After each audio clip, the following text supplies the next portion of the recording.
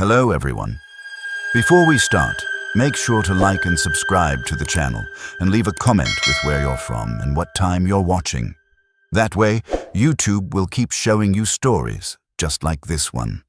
Now, let's begin. I've been driving delivery routes for industrial suppliers for about 6 years now. Most of the time, it's pretty straightforward. Drop off equipment at warehouses, factories, distribution centers, the kind of places you see from the highway but never really think about.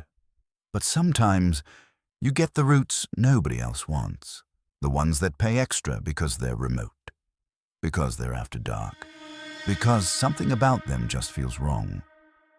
This particular delivery was in late October. I got the call around 8 p.m., emergency delivery to a rendering plant outside Clovis, New Mexico. Refrigeration compressor parts. They needed them that night because their system was failing, and if it went down completely, they'd lose thousands in product. The dispatcher told me the delivery window was 11 p.m., and I'd be meeting the night crew supervisor, standard stuff except for the location. 40 miles outside Clovis, middle of nowhere. I loaded up the truck and headed out.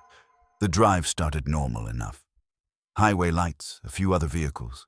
A gas station still open, but the further I got from town, the more everything just disappeared.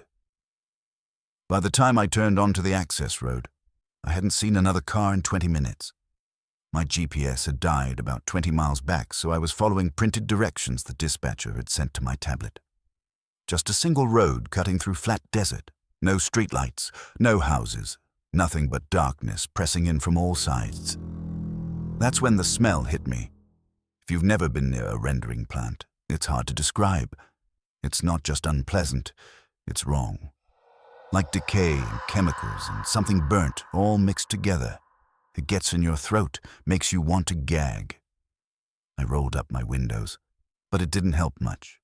The smell seemed to seep through the vents anyway. Then I saw the lights. The facility came into view like something out of a nightmare. Massive metal buildings, all angles and rust, lit up by sodium lights that turned everything orange and sickly. Steam was rising from vents on the roof, creating these twisted shapes in the air. I could hear the industrial sounds even from the road, ventilation systems humming, machinery clanking somewhere deep inside. The desert wind carried the echoes, made them bounce off the metal in strange ways. I pulled up to the loading dock area. It was lit at least, but everything beyond those lights was just shadows. The rest of the facility looked dead. And that's when I noticed there were no other vehicles, not a single car or truck in the lot. The dispatcher had specifically told me the night crew was always there, that someone would be waiting. But the place looked abandoned. I parked and sat there for a minute, engine idling. The gravel under my tires crunched unnaturally loud in the silence. I grabbed my phone, hoping maybe I'd gotten service back, but nothing. No signal. I was completely alone out here. I backed the truck up to the loading dock and hit the buzzer. Nothing. I waited 5 minutes, checking my watch. The delivery manifest said to buzz and wait for night crew. So I buzzed again, holding it longer this time. Finally, the dock door opened. A man stepped out, and immediately, something about him felt off. He was wearing coveralls, standard for the industry, but they were stained in this weird pattern. Too clean in some places, too dark in others. His face was partially in shadow from the dock lights above, but I could see enough. He didn't make eye contact, didn't say a word. Just gestured for me to start unloading. I hesitated, then got out of the truck. "Hey, I'm looking for a supervisor named Bill Hutchins," I said, trying to sound friendly. "Got a refrigeration delivery?" The man didn't respond. He just kept standing there in the doorway, watching me. Not even a nod, just watching. I started unloading the equipment onto a hand truck.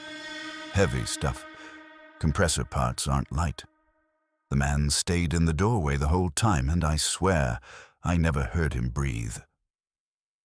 The dock was metal, should have echoed every sound, but his boots didn't make any noise when he shifted his weight. Halfway through unloading, I realized something. The industrial sounds had stopped. When I'd pulled up, I could hear machinery running, that constant hum of a facility in operation. But now, nothing. Complete silence except for the wind and the sound of me working. I paused, wiping sweat from my forehead despite the cool night air. "Everything okay in there?" I asked. "Sounds like the processing stopped." The man finally spoke. Night processing ended early. His voice was flat, emotionless, and when he breathed, I saw fog come out of his mouth. Like it was freezing, but it was at least 65 degrees out here. I glanced past him into the facility. Lights were on deep inside.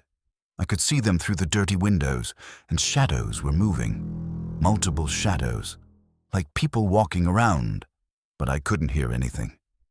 I looked back at the man. His hands were hanging at his sides, and that's when I noticed the stains. Dark, almost black in the orange light. Could have been grease. Could have been something else. I finished unloading as fast as I could. "Okay, I just need a signature," I said, pulling out my delivery tablet. The man reached for it, his movements slow and deliberate. He took the tablet and just stared at the screen. Didn't sign. Didn't scroll. Just held it, motionless, for what felt like forever. Had to be 30 seconds at least. That's when I saw the others. Behind him, in the doorway, shapes appeared. 3, maybe 4 more figures, all wearing the same coveralls, all standing perfectly still, all watching me. None of them were Bill Hutchins. I'd delivered to enough facilities to know what a supervisor looks like. These weren't supervisors. These weren't normal. The man finally moved his finger across the tablet screen. Just a scribble. Completely illegible. He handed it back to me, and for the first time, his eyes met mine. "You should go," he said. "Don't come back for night deliveries." I didn't need to be told twice. I grabbed the tablet, jumped in my truck, and started driving. Didn't even bother with a goodbye. Just got the hell out of there. As I pulled away, I glanced in my side mirror. All 5 of them were standing on the dock now, perfectly still, silhouetted against those yellow dock lights like cutouts. Just standing there, watching me leave. I hit the gas harder. When I reached the exit gate, I couldn't help it. I looked back one more time. The dock was empty. The lights were off, like no one had ever been there at all. I drove those 40 miles back to civilization in record time.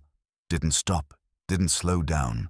My heart was pounding so hard I thought I might pass out. 2 days later, my dispatcher called me into the office. "We got a weird situation," he said, looking at his computer screen. "The rendering plant in Clovis is saying they never received your delivery." I stared at him. "What?" "No signature in their system, no record of anyone working that night. But the equipment is sitting on their loading dock, just there. No explanation." I pulled out my tablet, hands shaking, and showed him the signature. He frowned. "That's not anyone in their employee database." I looked at the scribble again. Something about it made my skin crawl, like the letters were trying to form words, but couldn't quite make it, or didn't want to. "Listen," my dispatcher said quietly. "We're changing policy. That facility is day deliveries only from now on. Other drivers have been reporting weird experiences. Company doesn't want any liability issues." I never asked what those other experiences were. I didn't want to know. But sometimes, late at night, I still think about those figures on the dock. The way they stood so still, the way they disappeared the moment I wasn't looking. And I wonder what would have happened if I'd stayed just a little bit longer. If you're still listening, you'd probably enjoy stories like this. A like or a comment helps keep them alive.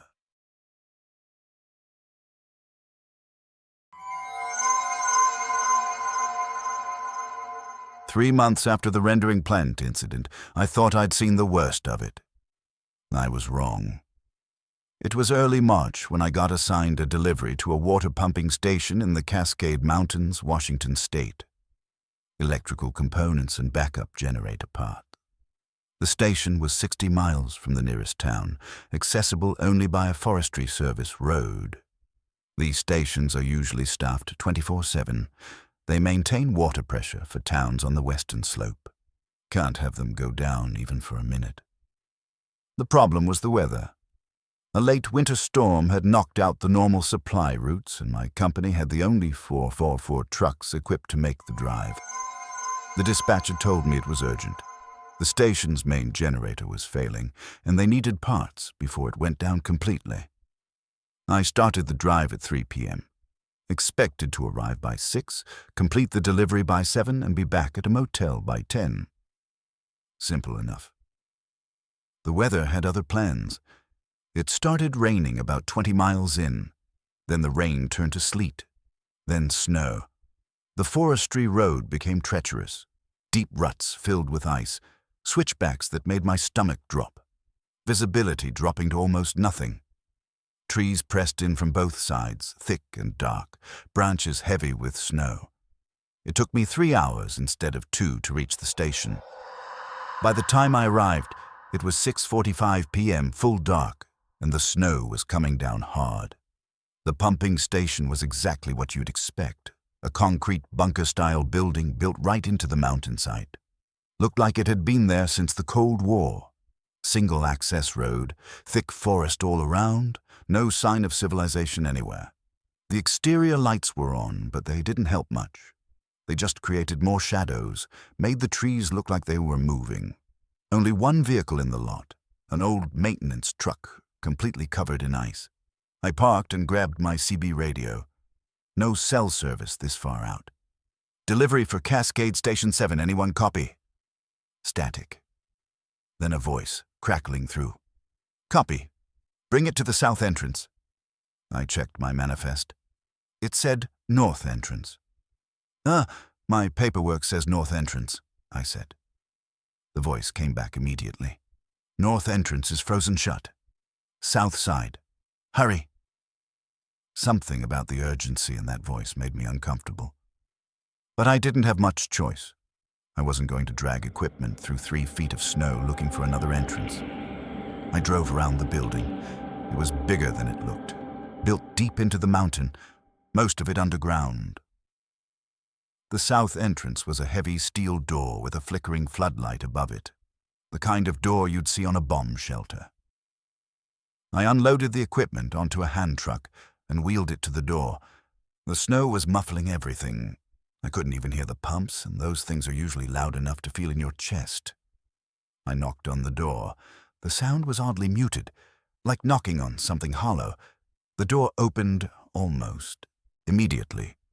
A woman stood there, maybe in her 40s, wearing a maintenance uniform. Her face was pale, strained, eyes too wide. She didn't say anything, just started grabbing boxes and pulling them inside like her life depended on it. "Hey, I can help you carry," I started to say. "Just bring it in," she interrupted. Her voice was tight, like she was holding back panic. "We need to get this to the lower level." I hesitated. That wasn't standard. Deliveries were supposed to stay at the dock or entrance. The crew handled internal transport. "Ma'am, I usually just drop off it." She looked at me, and I saw something in her eyes that made me shut up.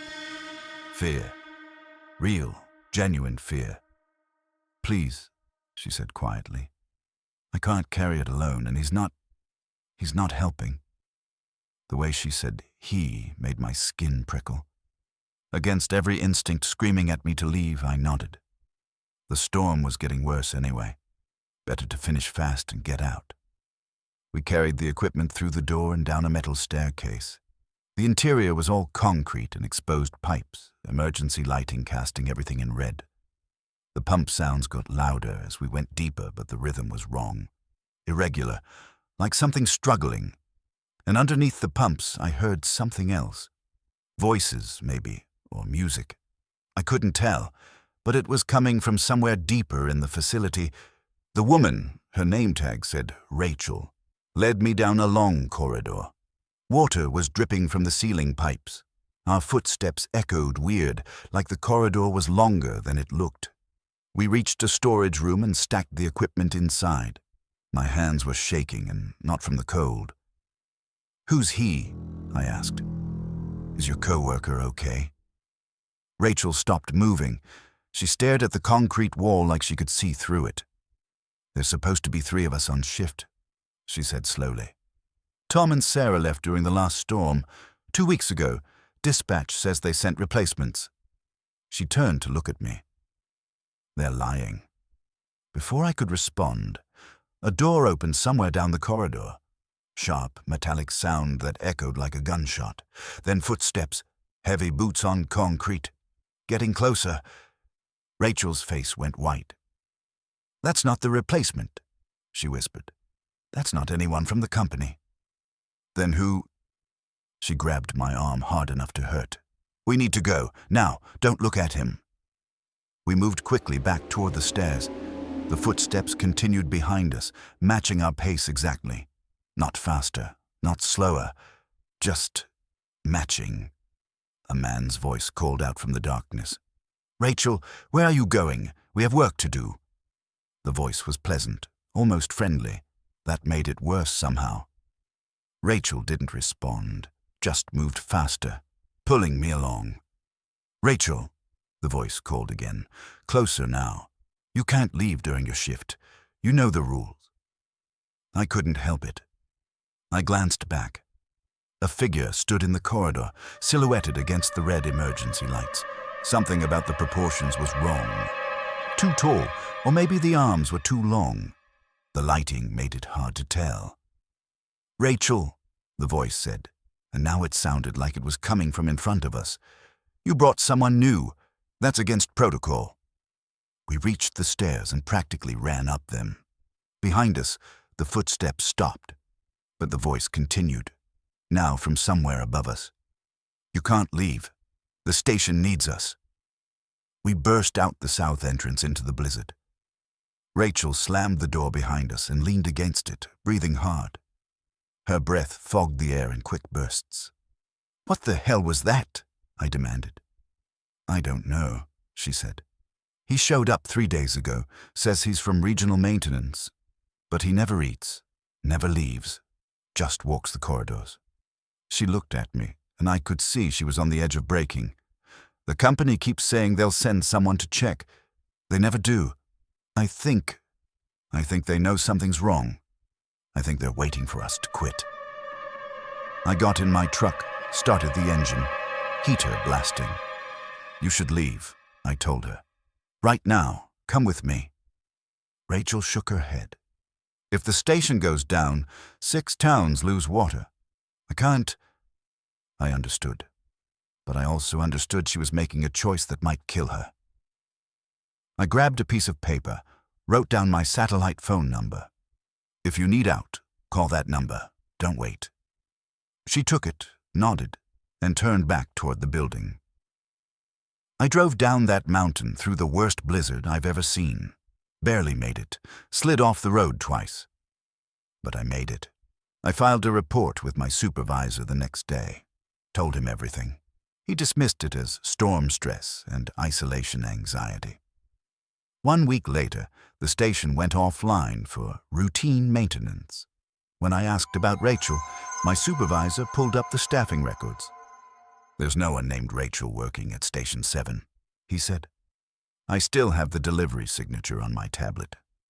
The name signed in shaky letters, Rachel Voss. And underneath, in smaller letters I didn't notice at the time, help us. I tried calling the company, tried to find out what happened to her. They told me no one named Rachel Voss has ever been employed by them. But I know what I saw. And sometimes, late at night, I wonder if she's still down there, walking those red-lit corridors, with whatever that thing was."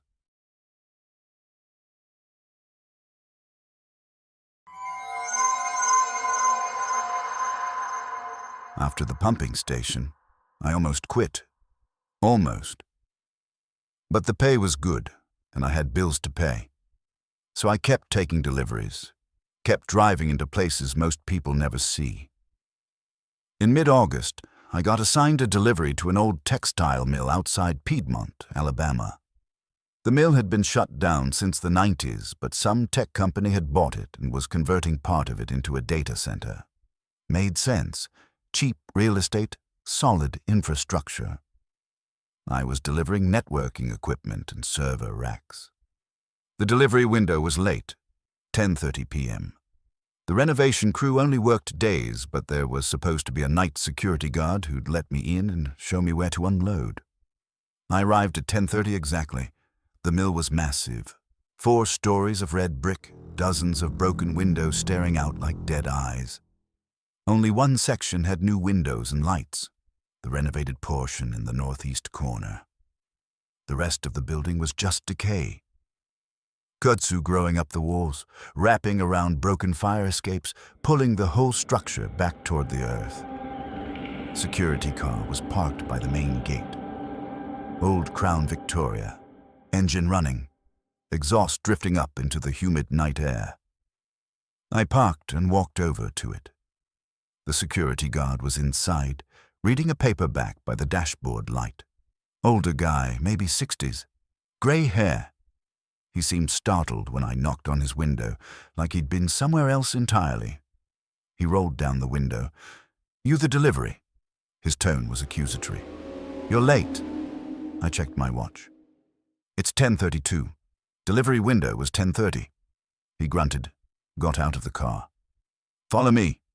Not friendly, but I'd dealt with worse. He led me to the renovated section, unlocking a series of doors. Each one was newer and more secure than the last. From rusted industrial doors to modern security doors with card readers. The contrast was jarring. Finally, we reached the server room. Pristine, air-conditioned. White walls and new equipment, completely at odds with the decay outside. The guard stood in the doorway while I started unloading. I tried small talk. "How long you been working here?" 3 weeks, he said. "Pay's good. Place is weird, though." "Weird how?" He hesitated, like he was trying to decide if I'd think he was crazy. "The old part of the building," he finally said. "Sometimes the motion sensors go off. Every night around 2 a.m., always the 3rd floor." "Animals," I suggested. He shook his head. "We sealed it up. Nothing gets in, but something's moving around up there." I was about to respond when we both heard it. A distant, metallic bang. Came from somewhere deeper in the building, the unrenovated section. The guard stiffened. "That's the old weaving floor. Hasn't been used in 30 years. Another sound. Rhythmic, like machinery starting up. But there was no power to that part of the building. "Should we check it out?" I asked, even though I already knew the answer. "Hell no," the guard said. "That's not in my job description." I finished unloading while he checked the delivery manifest, but I couldn't stop thinking about that sound. Rhythmic, mechanical, impossible.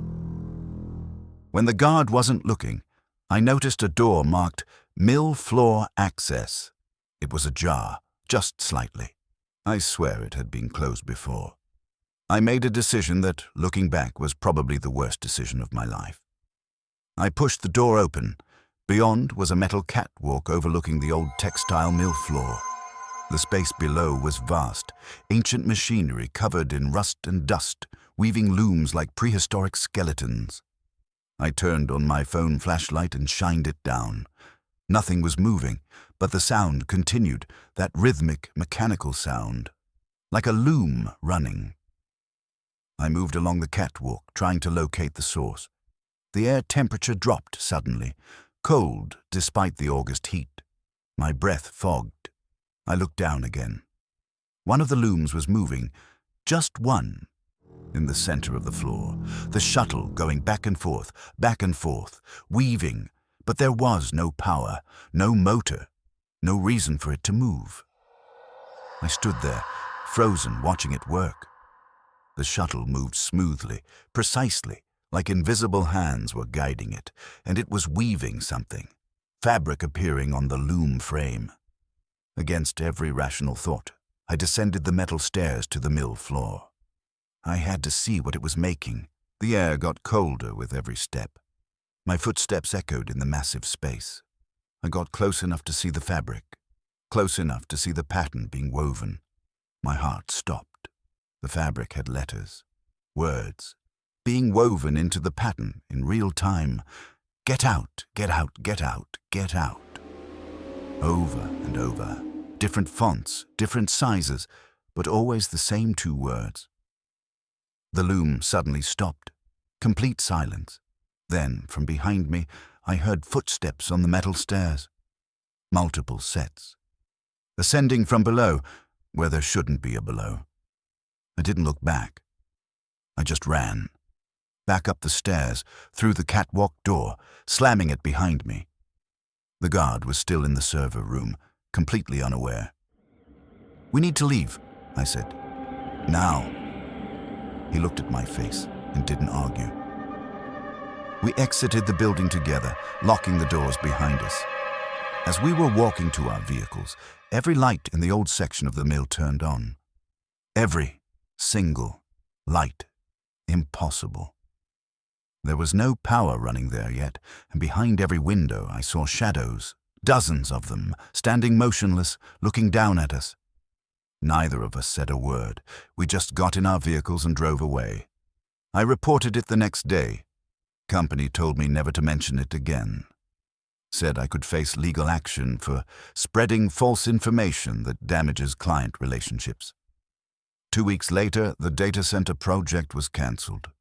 Building was condemned, fenced off, scheduled for demolition. But when I checked the local news months later, the demolition crew had refused to work there. Union cited unsafe conditions. The building still stands, and sometimes people driving past at night report seeing lights in the windows, hearing machinery that hasn't run in decades. I'll never go back there, but I think about those shadows in the windows, about that loom weaving its warning, and I wonder how many other places like that exist. Places where the past refuses to die, where something lingers, waiting in the dark. I still drive delivery routes, still go to remote facilities, but I have rules now. Never after midnight, never alone if I can help it, and never, ever go deeper into a facility than absolutely necessary. Some places just feel wrong, and there's always a reason. I've heard similar stories from other drivers. Places that don't want to be found. Facilities with histories no one talks about. Buildings that should be abandoned, but somehow aren't. We deliver to the places people forget exist. Sometimes those places remember us, and sometimes I think we deliver to places that aren't meant for the living at all. Thanks for listening. If you made it through the darkness, I appreciate you being here. Stay safe out there, and if you ever have to make a delivery to a place that feels wrong, trust that feeling and drive away.